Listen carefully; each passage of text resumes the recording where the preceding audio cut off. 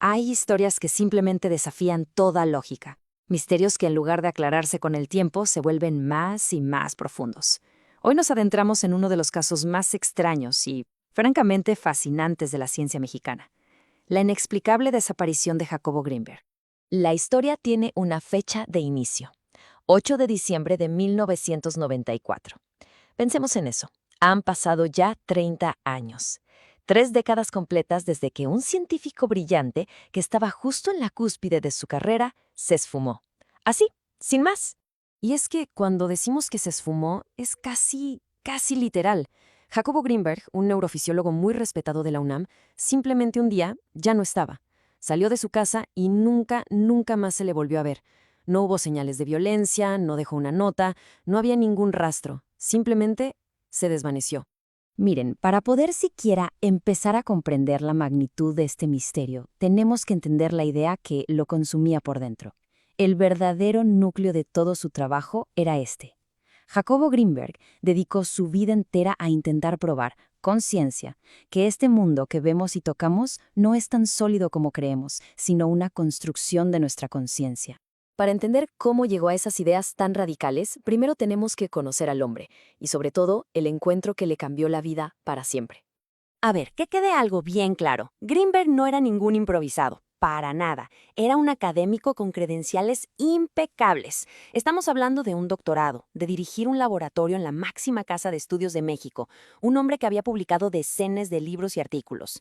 Era, en toda la extensión de la palabra, un hombre de ciencia, riguroso y metódico. Y entonces, este hombre de ciencia, de batas blancas y laboratorios, se topa de frente con Pachita. Ella era una curandera, una mujer que realizaba lo que llamaba cirugías psíquicas. Decía que el espíritu de un guerrero azteca operaba a través de ella, usando un simple cuchillo de monte para hacer cosas imposibles. Greenberg, por supuesto, fue a verla como un escéptico, pero lo que vio esa noche los sacudió hasta los cimientos. ¿Y esa? Esa fue la pregunta que se le clavó en la mente, lo que lo obsesionó. Vio con sus propios ojos supuestas operaciones a corazón abierto, sin anestesia, con una higiene que no existía.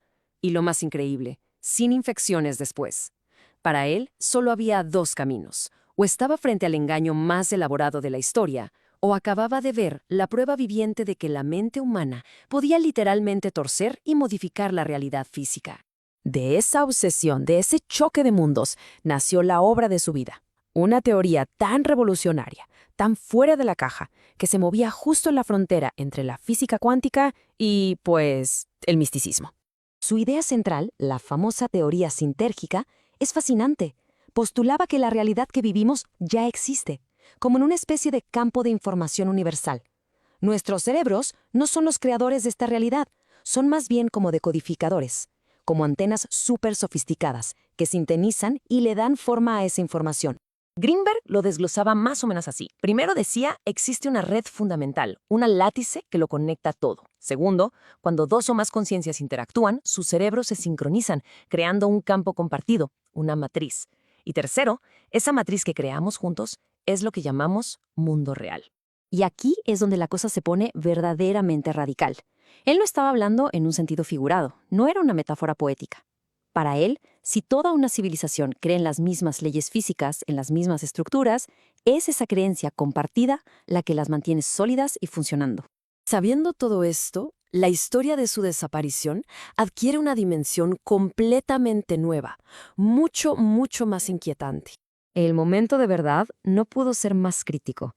Greenberg estaba a punto de llevar todos sus experimentos, sus conclusiones, a un escenario mundial.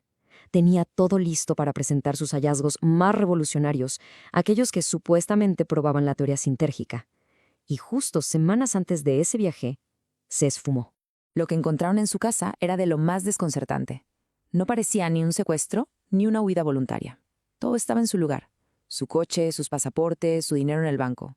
Todo, excepto lo más valioso que tenía: los archivos, los datos de sus últimos y más importantes experimentos.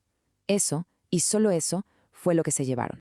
30 años después, seguimos sin respuestas. Solo tenemos un vacío enorme que se ha llenado de teorías y cada una es más extraordinaria que la anterior. Esta es la primera, la pregunta fundamental. ¿Qué demonios había en esos archivos perdidos?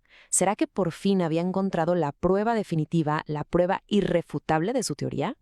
Luego está una de las teorías más fuertes, la que sugiere que sus descubrimientos tenían implicaciones tan grandes, quizá militares o tecnológicas, que alguna agencia gubernamental decidió que era mejor intervenir y confiscar su investigación junto con él.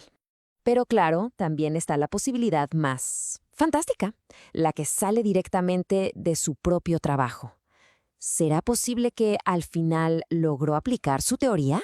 ¿Que a través de entrenar su propia conciencia pudo moverse voluntariamente a otra realidad, a otra matriz interneuronal? Y quizás la idea más poética y a la vez perturbadora es que no necesitó hacer nada. Que tal vez, al comprender las reglas más profundas de la realidad, simplemente dejó de participar en esta construcción que compartimos, y como un pensamiento, se disolvió. Al final, el caso de Jacobo Greenberg nos deja justo en el mismo lugar donde él comenzó toda su investigación, cuestionando la naturaleza misma de lo que llamamos real. La respuesta a su desaparición, tal como el universo que él intentaba descifrar, parece que depende enteramente de quien observa.